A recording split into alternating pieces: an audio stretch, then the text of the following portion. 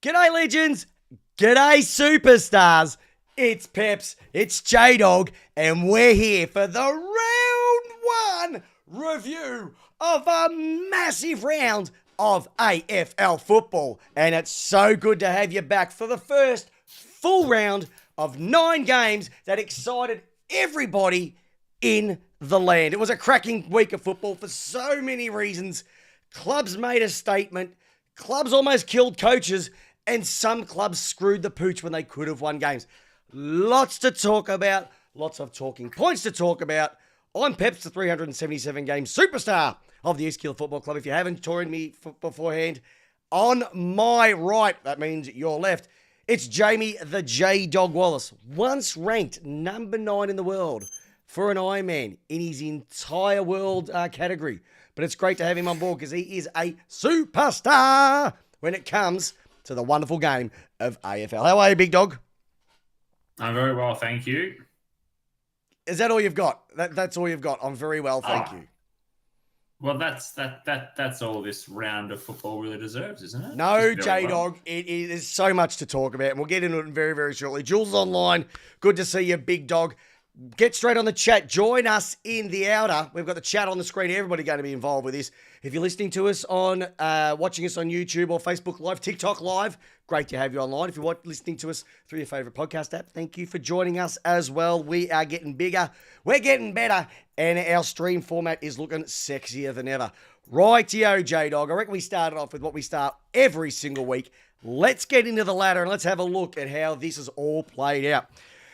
And I would say there are a few surprises and there are a few expected results from the weekend. But this ladder, after a couple of weeks, is probably a little bit shocking to people for who's in there. It's all kicking off. GWS on 8 points, the same as Hawthorn, 143 and 128. The two best teams, they've won both their games. And to reward GWS for 2 hard weeks, they've got to bye this week. The Gold Coast Suns. Peps, or are you just not showing the ladder this week? I've got the ladder. It's on the screen. You can't see it. I can't see it. You can't see it. That's okay. Maybe get on the Facebook feed. You might be able to see it there. Brand new format. It's looking all right. Then we've got the Gold Coast Suns.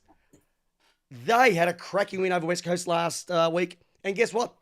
To reward them for a massive away win, they've got to bye as well. Geelong do what Geelong do in 4th. Same with Adelaide on 4 points. Collingwood bounced back after a Barry Crocker in week. Then, probably the game of the year for so many reasons. Richmond, yes, Richmond are 7th on the AFL ladder right now. The Western Bulldogs are in 8th position. That's your top 8 with the Brisbane Lions sitting on 4 points. Rounding out who haven't opened the ledger but are the best of the rest is Melbourne. Sydney 0 and 2. Interesting. I'd like to hear your opinion on Cox's start to the season. We've also got the Northern Melbourne on 0. Carlton, Essendon, St Kilda, Freo with their massive pooch screwing over there at GMHBA Stadium. West Coast, you thought it couldn't get any worse, but you know what? We've got a new coach and we're going to show you how insipid we are.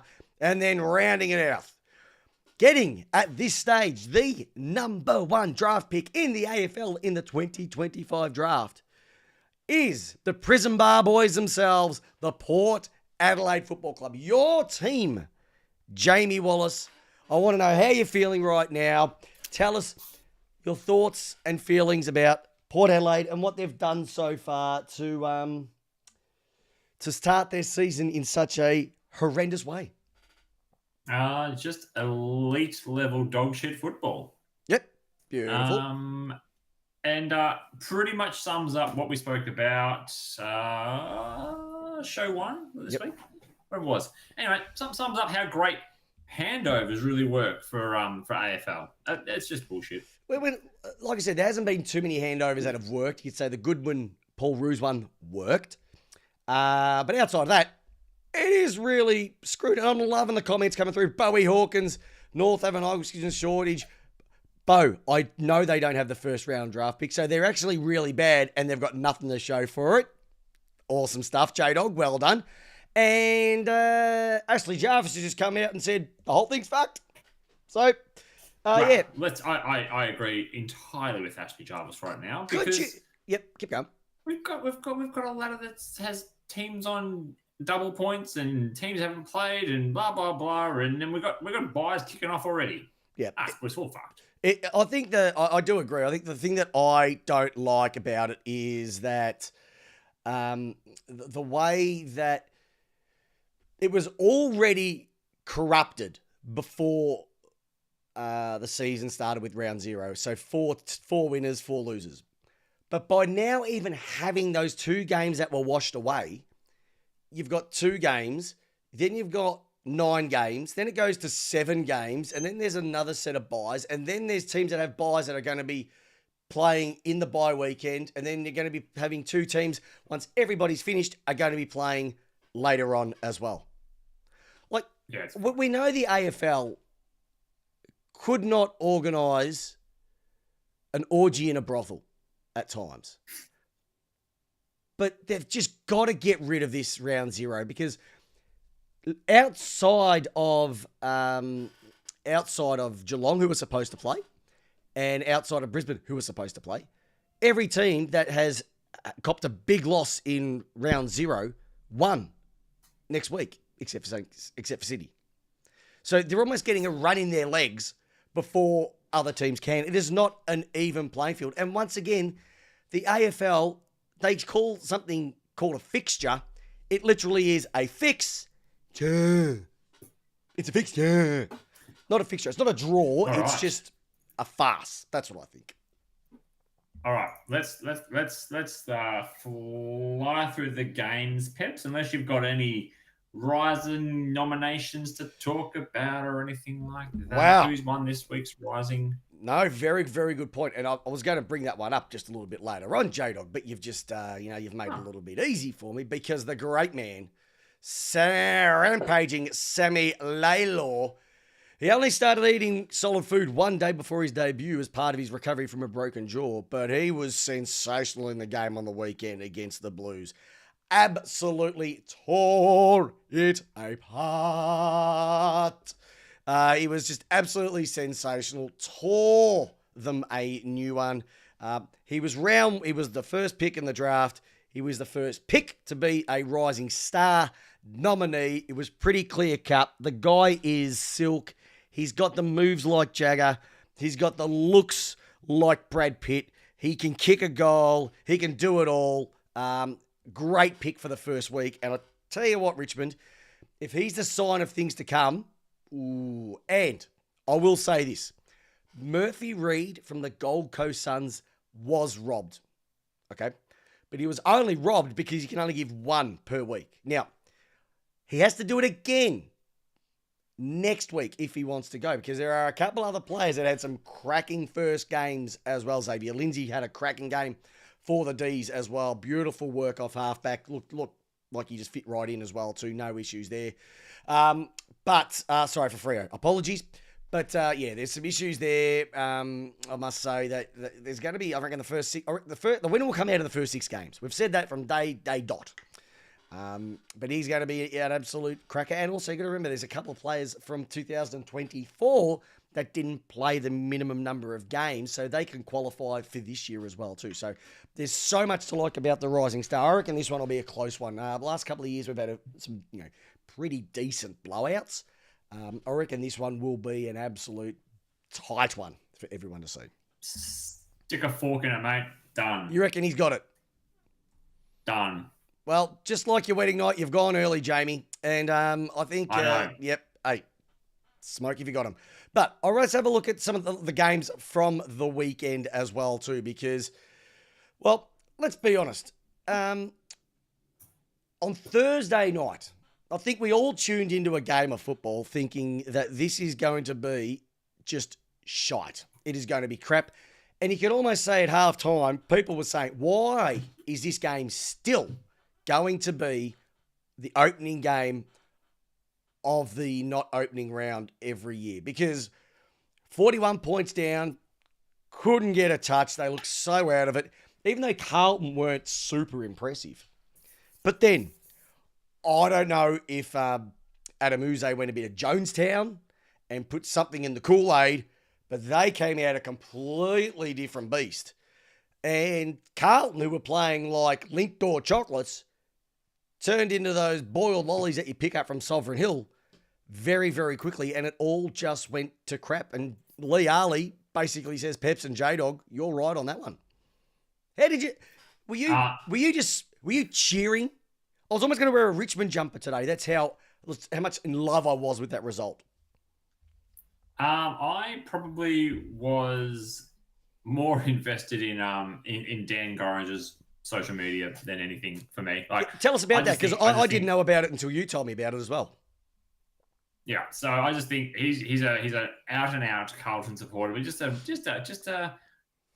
sizzles on the social media. He sizzles. He's a very funny bloke. Good footballer. I wouldn't say AFL level, but a good footballer. He played AFL. Very funny.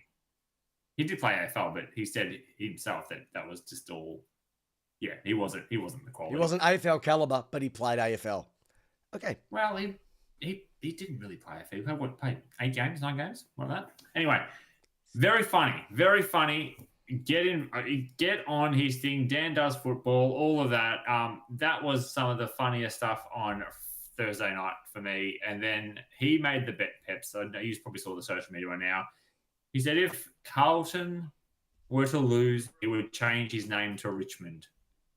And so that's just been the big thing over the weekend. His name is Richmond Gorringe. That was a great game of football. It was a great game of football. That goal halfway through the second game, halfway through the second quarter, it looked like it was done. It was 35 points at that time, or something around that, 42 points. And I think most people went, yeah, it's done. But it does highlight my point, Peps, that this game has something about it, much in the same way that an Essendon Collingwood does. It needs to be the opener because it has something mythical about these games. Do you think? It does. I think the only... Do you think that just Well, you got to remember, Carlton was so crap for so many years. And that's when Richmond were good. Yeah. And Carlton this game is just are still crap when Richmond are crap. Like, are we only putting it on because you're getting 2 big teams, you're not getting a great game of football? I think we lucked out on the weekend. But if you asked, would you like to see that result happen every second year? I'd say yes. Because it was a great game. I was excited. And I think there are teams that pump each other up for results like that. Can I even take this one step further? Like, I was having a bit of a look on the old Facebooks, having a bit of a look to see the Carlton supporters melting down big time. And I came across this image that you see on the screen, viewers, or if you're listening to it, I will describe it. It's a Carlton hat that has "We Hate Richmond" sewn into the back of it. And this is from a gentleman by the name of Daryl Hegney.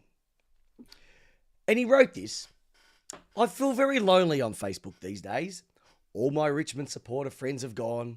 No banter, no niggles, no communication. Obviously, only front runners, and they're all very embarrassed, understandably. Times they are a-changing. Now, the interesting thing is, Jdog, we haven't heard from Daryl since that post, and that post was in 2024. What's even more embarrassing is that he paid $80 for that hat to be made and can't even wear it because his putrid team lost to a VFL-rated side on the weekend. That is just the gorgeousness of what Carlton supporters bring every single season. If it's not on Facebook, it's on SEN with Finey. If it's not SEN on Finey, it's just shots in the crowd. There's nothing better than seeing Carlton supporters melt down when they lose to Richmond. And Richmond supporters love it. And we've got one on here, Donk Bartlett, Ross Bartlett, absolute superstar. He loves Richmond, and he loves nothing more than getting stuck into the Carlton supporters. I reckon you're right. I reckon there's so much, the 2 teams, but there's so much about what the supporters bring to games like this as well too. All right, ready to go about Friday night? Okay, well, we'll go on to Friday night. So Hawthorn got the win over Essendon. I thought this would be a bit bigger of a margin, but Essendon weren't too bad. They weren't too bad. They held their own outside of a bad quarter. They were pretty much even Stevens for most of the game too. So Hawthorn did what they have to do. They've got some absolute guns. The forward line of Moore, Watson, Ginnivan, 10 goals between them. 8 goals between them. Magnificent. Will Day in the middle again. Barras down back. Like they are the real deal. It's going to take a lot to stop them from not playing in a top 4 setup in the finals this year.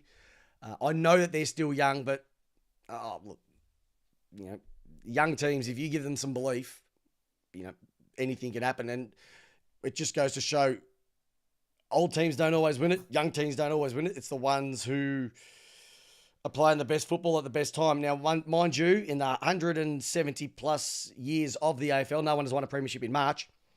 And so let's just taper it a little bit. There have been teams that have got off to 9-0 starts, 10-0 starts, and lost the flag. All right. So let's just temper things nicely and work their way into it. But they are looking great at the moment. And Essendon, they had some shining lights on the Friday night as well too. So hopefully they can get some development and get a bit more love from their supporter base as well too. Because I know that they're very passionate, but they want to start seeing some results. They don't want to be in the friend zone much longer. Didn't mind it. I like the step up of Jai Caldwell in the centre. 10 clearances already had. Like, that was pretty good. Yep. So, but Hawthorn, just whenever you thought that Essendon would get a run on with a couple of goals or a goal here and you thought they looked a bit into it, the Hawks would just respond back. And they're just able to do it. Yeah, they are just a perfect example. Jules Julio, perfect. Sydney is a great example of duffing it. They are. They just play. They're a great home and away team. They just haven't been able to do it on the big stage. And for whatever reason that is, we don't know. And at the moment, it doesn't look like much has changed from last year to this year. The game after that, which was the Geelong Fremantle game. Did you see a result this big, Jamie, coming? 78 points. No, not this big. Not this point. No. Is it possible for me to actually miss? No, is it possible for me to already put my foot in my mouth after one weekend of footy? I think this is just something you've done for the last 8 years, Peps. Yeah, but I really go early every year. Funny thing is that I did always go early. I do. I did say something last year or last week, but no one heard it because the sound wasn't working. Year before that, year before that, and year before that. Okay, but I did say that Bailey Smith is overrated and doesn't play well in big games, and I think he's an okay player, but nothing special. Took one game for him to shove that up me, didn't he? Mind you, no one's won a Brownlow in March, but just goes to show that I got that one completely wrong. Completely wrong. He was awesome. He was awesome. For a bloke that hasn't played for a year and a half, the guy was special. What did he have? 32 or something? Yeah, it's crazy. Oh, he had 32, 600 metres gained, 6 inside 50s, 15 contested, 12 ground ball gets. The only thing was missing was the partridge in the pear tree. Otherwise, he would have had the complete set. He was mint. I think I don't know, like that last 15, 16 minutes of football when Freo got within sort of 25-ish and you thought, okay, just you're going to roll it in for about maybe a 16, 17-point loss here. No. They don't know how to do They do not know how to do 15 or 16-point losses, 15, 16-point wins. Not on that ground. Not at all. It was immense. Absolutely immense. Absolutely immense. I don't think they missed at all Geelong in the first quarter, it felt like. Everything was going above shoulder height towards the goals was going in the middle. Yeah, the other thing I'll look at, Jdog, with that game too is that Fremantle just got smashed in everything that they did from a team perspective. It was just the amount of tackles that were being made. Every time they went near the ball, they were just smashed. like smashed by the Cats. There was just nothing that they could do about it. It was. Did Freo hit the lead at one time in that game? I can't recall them actually hitting the lead at I once. I don't have that in front of me, but that just makes that win even more impressive. Like they were just immense. Yep. Once again, pressure goes back on the long mirror this week as well too. Yep. You want to talk about somebody who's under a little pressure, and I want to hear your opinion on this one. Sydney lost their second game in a row, but it wasn't just in a row. It was at the SCG. Now, we know that they've got a few personnel issues, which is understandable. They're going to have another personnel issue with, I think it's McInerney being suspended this week. So they got some troubles, and they lost to Brisbane by 4 points.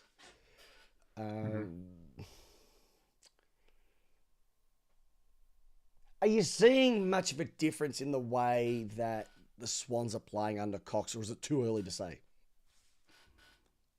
Too early to say, and that's probably because like the Swans won the inside 50 count, but converted only 31% of those times.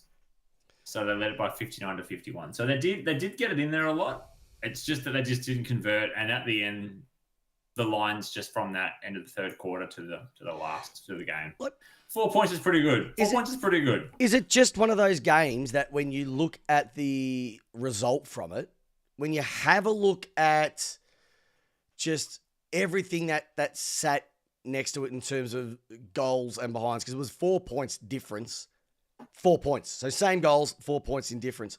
But when you have a look at the spread in relation to inside 50s, the Swans had more inside 50s, so they just didn't convert. That was at 52 to 59. The contested possessions, they were beaten around the ball by 25 odd by Brisbane. Ground ball gets was 105 to 80, so it looked like Brisbane were more useful around the packs, around the clearances, around the ground, a lot cleaner at their feet. Sydney had their opportunities and just didn't take them. Actually, I can't say that. No. They did take it. They just didn't get enough quality use in there because the ball might have been getting back in and shooting straight back out. I don't think their forward line is set. I don't know if the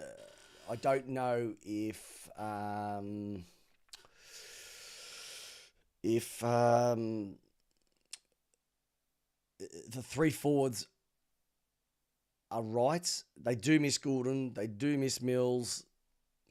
Yeah, something about Sydney at the moment that's just a little bit on the nose.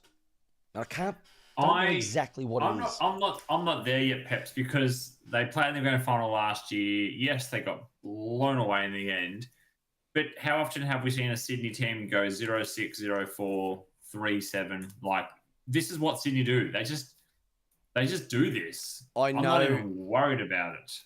I know this is what they do. But when your Tom McCartan was supposed to be the answer, didn't do it, right?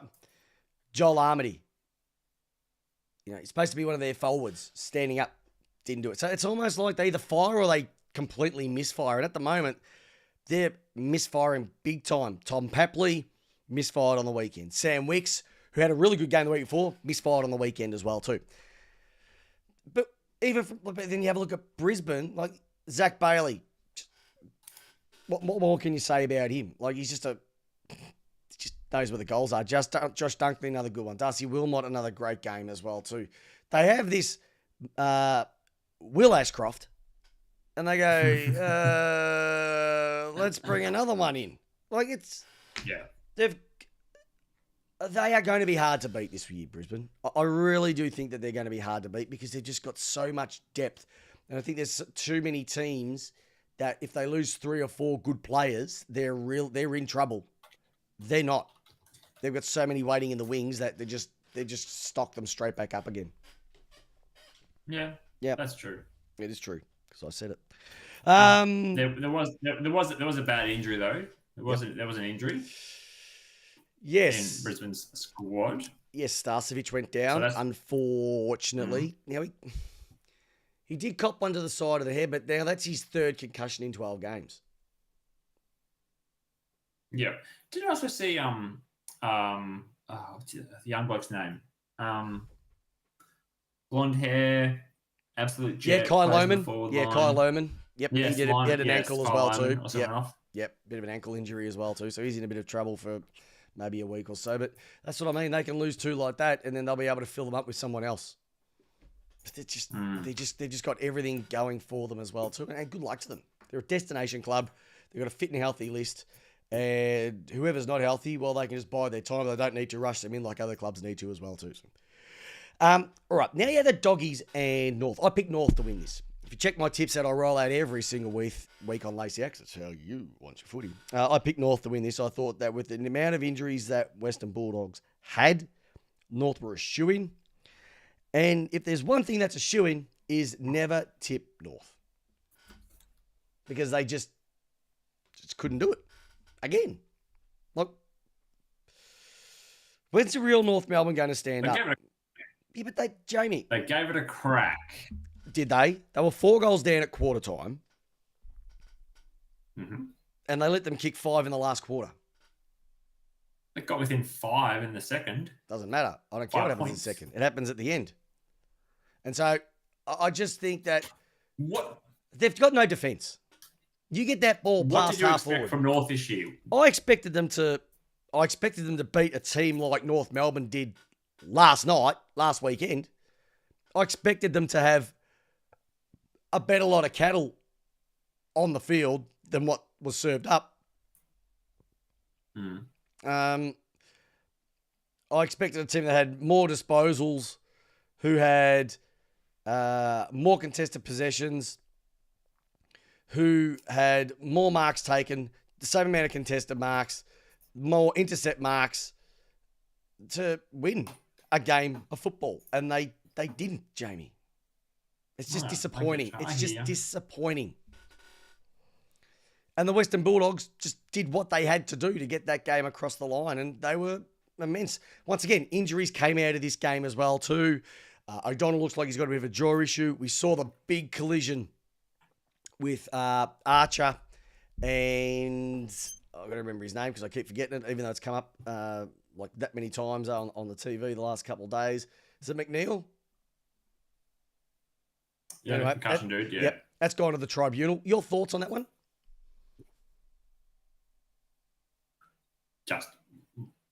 I don't know. Can I go to it? I don't know what the rule is. The guy ran into, like his knees got taken out, and yet he gets 3 weeks suspension because he got concussed. But I don't know. I am not going to make this season about it because I genuinely don't understand, and that's all. That's all I can say. But that's the thing. I think it was a free kick until the guy got concussed. That was it. Yeah. And I don't know what they're expecting him to do. Like there's accidents that happen. He could have broken his. What would have happened if his leg? What happens if his legs were broken? Because maybe it's like maybe it's like those things you see at like fun worlds activities where you got to jump over the thing that's sweeping your legs and then duck under the line and then jump. Like maybe it's like a game. Yeah, we just need the big swinging balls. It's like you in the shower. He's going to jump over him. Yep. But Bailey Dale, Ed Richards. Is Ed Richards the best redhead footballer in the league? At the moment, yes. He's not bad, is he?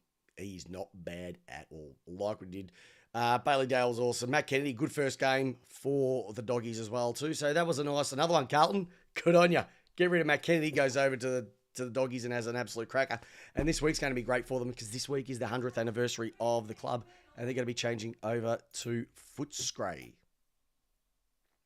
Alrighty. So, next, fun times. It is fun times there. All right. Collingwood and Port Adelaide. Over to you, Jamie, and I'm even going to put you on the big screen for this one. Go for it, big dog. Talk about it. Let's talk about Port Adelaide. Oh, by the way. Oh my God! They killed Kenny! You bastard!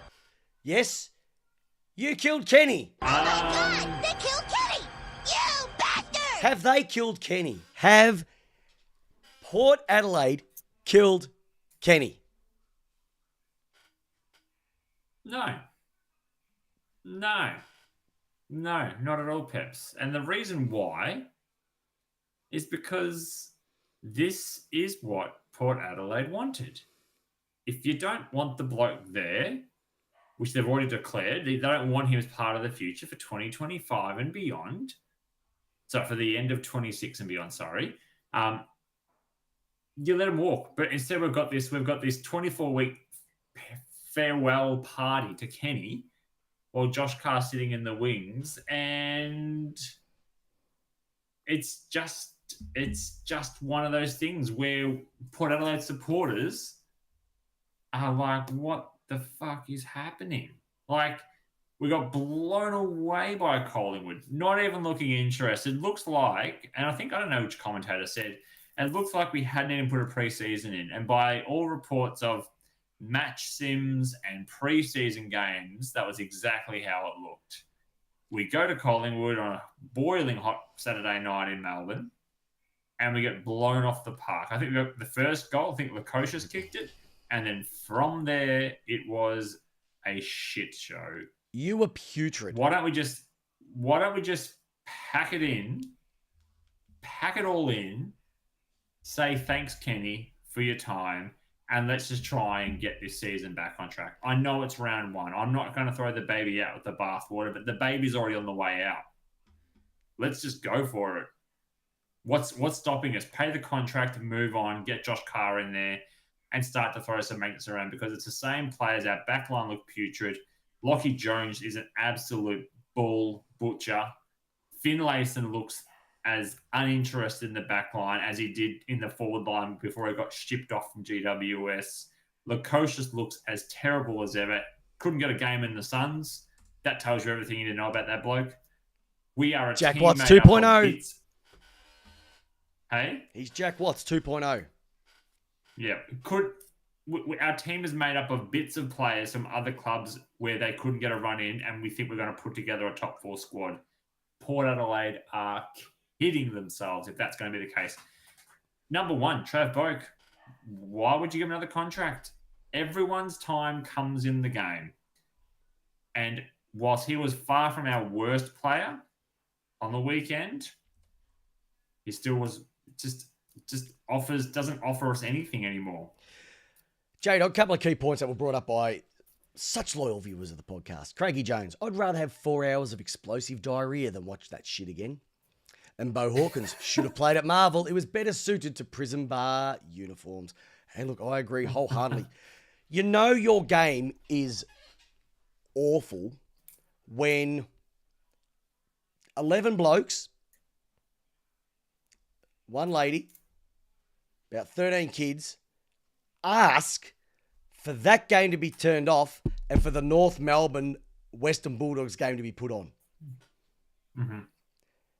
I don't blame them. It was disgusting. Like, I what's think happened, mate? What's happened? 9 What's goals happened? kicked on us straight, or 10 goals on a run or something? I think it was 8 and a quarter or 7. But what happened, Jamie? Like, I'm looking at this going, like, I'm even looking at the stats of the game here, like the player ratings. And it normally has around about, I think the first 25 on the page, or the first 20 on the page. Out of that first 20, 15 are Collingwood players. Like, it wasn't if you got close. You got blown away. Blown away. Your highest rated player was Connor Rosie, who was the highest rated player on the ground. Then came Farrell, Jackson Mead, Horn Francis, Willem Drew, and then there's nobody else to be seen. Well, Peps, you and I come from tortured supporter backgrounds. Yep. And we know that there are universals when we're barracking for our teams that you just accept. There was never a sure thing that we were not going to get blown away on that game. Every Port Adelaide supporter probably was watching going, this has just got a stinky Port Adelaide performance coming up. And we got exactly what we expected. A stinky Port Adelaide effort. And that's what Port do. That is exactly the type of game that Port Adelaide can put in. We don't have midfielders. We have a forward line that is not working. We've got players who are out of form, and strap yourselves in. This could be a really nasty season for Port Adelaide, I think. What where's Georgiades sitting? Where's Lord sitting? Lord Yips can't get a game, just injured and just got a bad case of the can't get near it. Yep. Georgiades probably is in my opinion slightly overrated as a forward. Jumps, but is always positioned behind instead of playing front shoulder or leading to space. He's always trying to play back shoulder and trying to jump over people's heads. Yep. They're great to have those guys, but you just need a standard bog up 15, 25 meter leader and just clunk it in the hands, clunk it on the chest. Those players are nice to have once you've got one of those kind of players. You know, you look at the checks of the of Collingwood, standard, just run the line straight, run to a space, kick to a space. He's just not that. Yep. Lukosius ain't that. And then beyond that, you just hope that the ball hits the ground and a Willery can find some magic. No, Butters does hurt us. But even Horn Francis had his colours lowered by Dacos on the weekend. So, I mean, it's first round. I'm not going to completely just lose it, but I think it's going to be a pretty painful season for Port Adelaide. Yeah, we don't want to. We don't want to hear that, but. Oh my God! They killed Kitty! You bastard! And we'll be playing that for every single time Port Adelaide go and have a loss this year on Lace Out, because it's how you want your footy. All right. If Jamie's right, if we're right so far, leave a comment for us. Remember to like, subscribe, ring the bell. Do us a favour. The more people that like and subscribe on our YouTube channel, the more content that we can roll out, the more podcasts that we can roll out, more guests, bigger guests, and it would help us out immensely as well too. All right, a couple more games to get on to, and then we're going to finish this one up. Adelaide and St Kilda. Look, who did this one say more about? From my perspective, I think this is the win I needed to see from Adelaide early on in the season. Their forward line fired. Their midfield was great. And I think they changed a few things as well too. So they got a few of the older stock out, brought a few of the newer ones in as well too. They were able to rest Tex in the last quarter because, why would you need to play him if we're in front that much? Bringing Neil Bullen in has made a massive difference already, I'd say, from a leadership. Cumming was okay. Peatling was okay. So you got three experienced players coming in to take some pressure off some of the older ones like Laird. Dawson still did his job as well too. Crouch still did his job, but Fogarty up forward, Rankin, Rochelle. So these names that we've expected so much from for so long were able to deliver on the big stage finally for the first time in a long time. And I think for the first time in a while, Adelaide is going to be a really challenging road trip. One Adelaide team that you're going to play over in Adelaide this year is going to be a challenge. Usually it's two. This year, I'd say it's only going to be one, and it's going to be the ones in the the red, blue, and gold. Totally agree. Fogarty kicked 4, Thurifort kicked 3, Rankin kicked 2. So if you get those 3 going, flipping out. Yeah, it's going to be. It is going to be hard to stop that mob. They were immense. We said it that once they start getting their bits and pieces, like Thilthorpe, like Bo Hawkins said, anyone is did anyone. Like Thilthorpe share his weights with anybody this year over the preseason. He's a big kid. He's got bigger, and if he's still got the beard, it's going to be even just angry man, even worse, which is really cool as well too. Jack McRae, first game, 250 games for his AFL career, first to St Kilda, their best player. What does that say? Is this team ever going to get out of the friend zone? I don't know. Saints are in the same tortured case as Port Adelaide and Melbourne supporters. I think we're all in the same basket together. No. Do not put me. Do not put my club. Yeah, do not put my club. Do not put your club in the same thing as what the Saints are. At least we've had some success, Jdog. At least we've had success this century. Yeah. They've had nothing. They're 100 years old and they've got one flag. And they keep trying to moneyball their way. They are the Melbourne version of the Gold Coast Suns. They are a giant retirement fund. They are nowhere, this club. And the coach is doing nothing as well.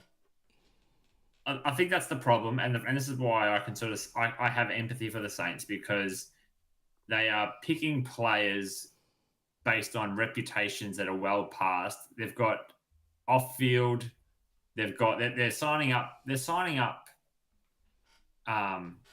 what's name again for another contract extension when not even worth it. Like, what's the point? Why? Why? So Saints supporters sitting there going, hang on, we've got him again. What? We got him again, and then we've signed him up again, and then we've given him an extension, but we haven't achieved anything, and we've probably made our list slightly worse. Can I ask a question? Would Brett Ratton have done a worse job than Ross Lyon has? At half the price. I don't understand the Ross the Boss mythos about him. He's just got something about him that people just want to give him contract extensions. And he becomes so...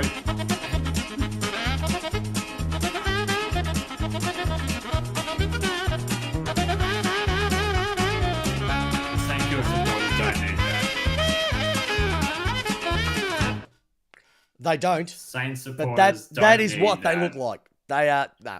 I know, but it's not. But not they the do those supporters. stupid. They do those them. stupid chants as well too. Like they're trying to be Liverpool, and they're more like Southampton. Rightio. I'm here with my open hands. I support you as a supporter because it is terrible when your club is forcing your hand. And as a supporter, I know how bad it is. Peps, I know you talk from cheese platters and ports and red wines as ski fields, but you understand this as well. Feel like you have no control over the club, and you are just a witness, and your heart is tied to them. You know this. Yes, it's true. It's true. But you don't care. You don't care for St Kilda. I just think no. Footy is brutal. No, it is brutal. You know what? I copped it for so many years from every other club, and now, rightio. I was at this game, Melbourne versus GWS. Belter. Interesting fact for you, Jamie. Do you know the last 3 games have been a 2 and a 2-point loss to Melbourne? The last 3 games have been decided by 7 points. Yep. And they've been all at the MCG. Okay. Melbourne should have won this. But I can tell you now, the Orange Tsunami, when they run, if you have not got a way to press up against that mob, good luck. Because when they get on a tear, they run, they are fit, and the bigger the ground that they play on, the worse it's going to be for any team. And they've still got Hogan to come back. They were awesome. They were awesome to watch. And Toby Green, I know that a lot of people out there think he's a complete knob, but deep down, if you wanted a guy to play for your team, heart and soul, and you know he's going to do everything possible to get you across the line, he's the man. He was immense yesterday. Absolutely immense. He was the reason that they won, and the only reason that they won, because Melbourne had that game virtually on toast. It didn't help with Stephen May going out with a fractured larynx, so he's going to be out for a couple of weeks, and Cozzy missing. So if those two play, you think that they would probably get across the line. Tom Green was amazing. Finn Callahan, if you've never seen him play, my God, he is a sexy specimen, but the guy can actually rack them up. But from the Melbourne perspective, the 6 debutants that they played, they all had a crack. They all contributed. Xavier Lindsay, I mentioned earlier, very, very good. Henderson, Sharp, Johnson all got on the scoreboard. Jefferson, first game for the club, kicked 2 goals. He's got a little bit of X factor about him as well too. He just needs to really just get some confidence about him, but can fly. But look, you can look at all the things that went wrong. You can look at all the things that went right. At the end of the day, these two teams played a cracking game in conditions that were not conducive to the type of spectacle that they put on. It was a bit of a disappointing ground. I will say, though, you got the Grand Prix that was on, which had 140-odd thousand people there, and it was an ugly, yucky, awful day. That made it hard for people to want to go as well, too. And it was GWS. I think GWS kicked 70. Look at you coming in. GWS had kicked 77 points. And I think there was about 77 supporters to go with it. They were, but no, they are the real deal. There was a bit more ball movement from Melbourne's perspective. They tried to take it on a little bit more, not long down the line, etc. They're going to miss Johnson for a week because he's played one game. He's already got one suspension, so he's already dumped someone, and we expected it to happen, but after a couple of weeks. But they were just way too good, GWS, and yep, they're just going to be a hard team to beat. It was good to see Petrarca get back on board. It was good to see Oliver get the game into his legs as well too. Tom McDonald was massive down back. But then when you got Lockie Whitfield racking him up, Tom Green comes back from injury and just racks him up. Toby Bedford did his tagging role on Petrarca. Sort of didn't work. Then they went over to Oliver. And Canelio pops up for his 3-2. So if you take out Canelio and Green, Melbourne win. So, you're upset that you lost, but there was enough to like about how they went. Standard Melbourne performance for me. No, Peps. not a standard performance for Melbourne. No. No. Sorry, no. From Sorry, GWS? not from the football club.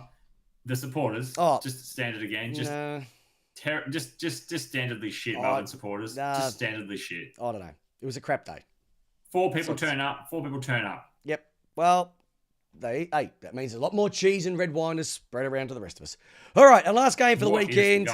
Last game for the weekend is Gold Coast versus the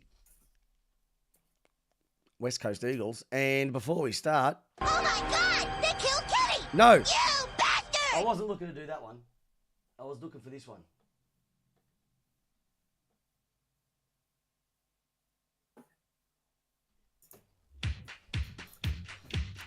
Bags, we love it when they kick 'em. Bags, it's gotta be 6 of 'em. Bags, we love it when they kick 'em. Ooh!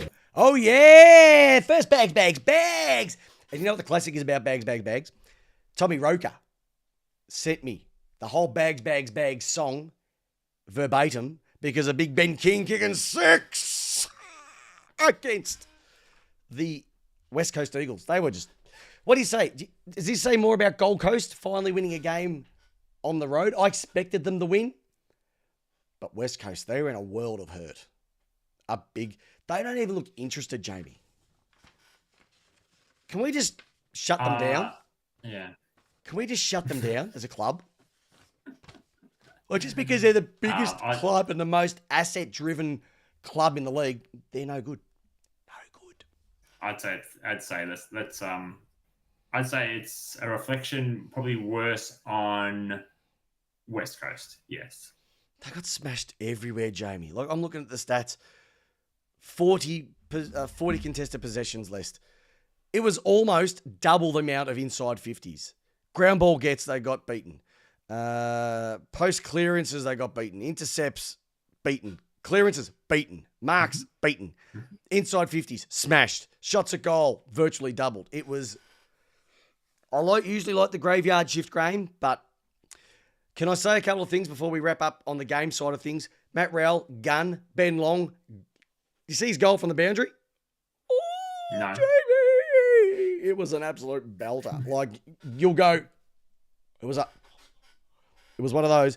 Noah Anderson. When you have Anderson, Rowell, and Miller in the middle, rucking off who I would say has been the second best ruckman in the league behind Gawn for the last 5 years in Jared Witts.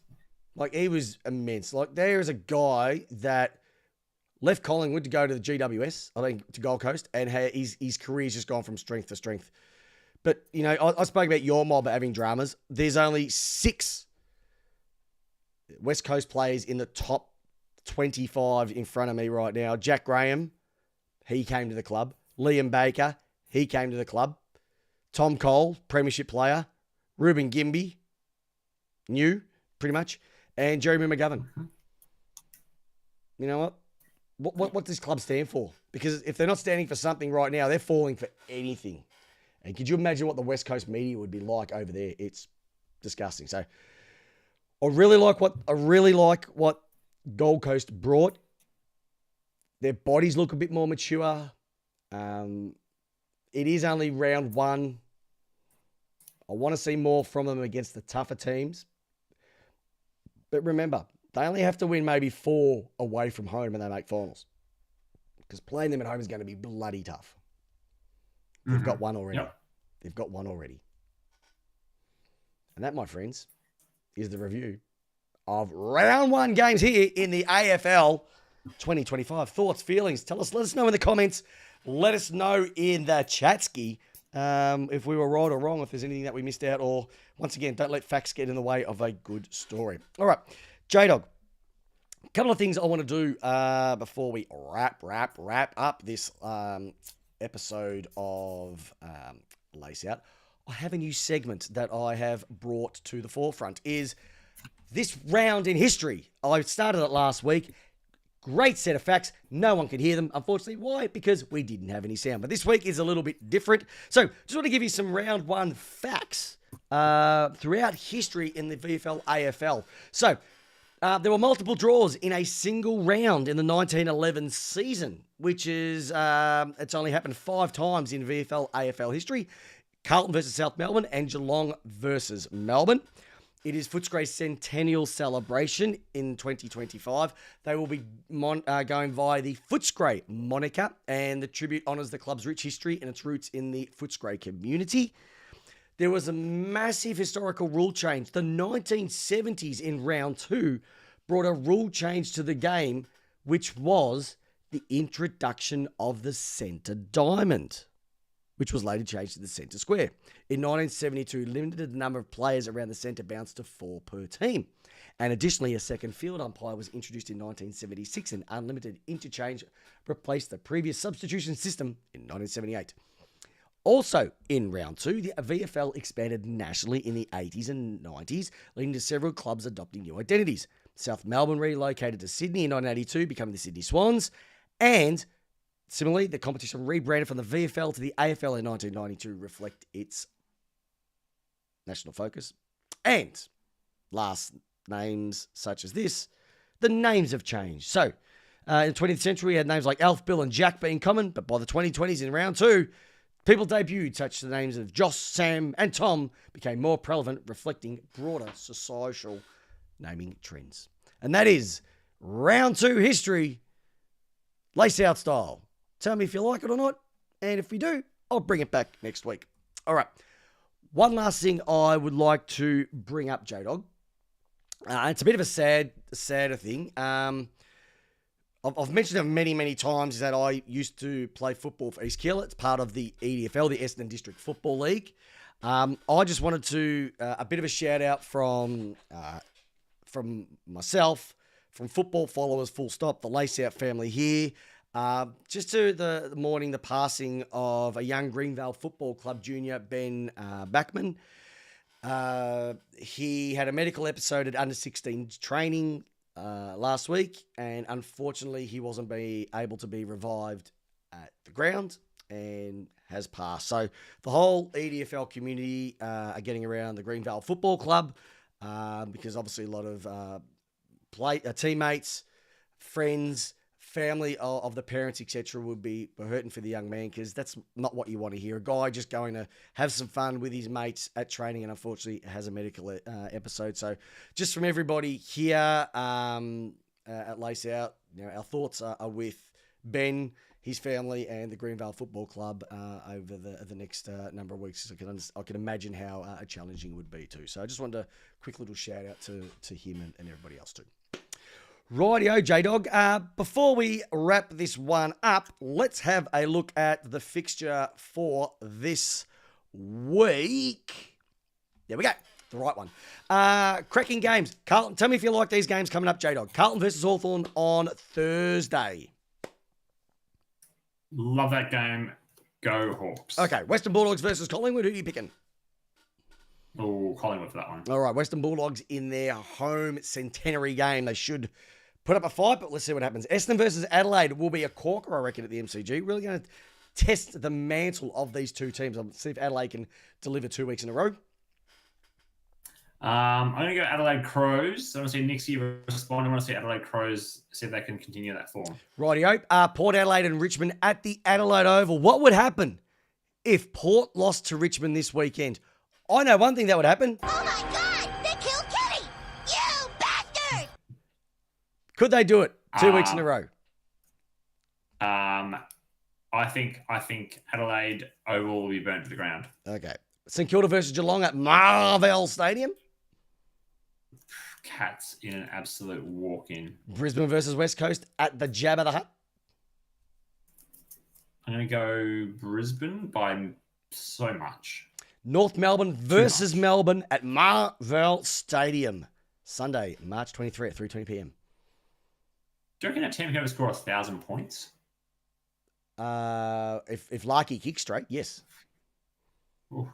No, not Melbourne. No, sorry. I'm going to go for Melbourne. I'm talking about the Brisbane West Coast game. That could very much get ugly. And Fremantle versus Sydney Optus Stadium. What would happen if Sydney started 3-0 under the reign of Cox? That would be a very flaccid start to 2025. Poor. I'm going to go Dockers for that one. Me too. And That's back. Yep, and Gold Coast and GWS have the bye. So, ladies and gentlemen, boys and girls, children of all ages, thank you very much, superstars, for joining us, everybody on the chat. It has been going gangbusters. Make sure you like, subscribe, ring the bell, get on the Facebook page, get on the YouTube page. We're going live on TikTok now. That's how much we've grown. And we're also live on all our favourite podcast platforms as well too. Jamie the Jdog Wallace, mate, so good to have you aboard. And it's so good for everybody to be able to hear us as well too, which is really awesome too. So, any final thoughts before we wrap up this big boy? No, let's go. That's it. All right, everyone. It's been a wonderful time. It's been a great time. Hopefully your team wins. Good luck, and we'll see you next Monday, 8 p.m. Jdog, how do you want your footy? Lace out. See you, everyone.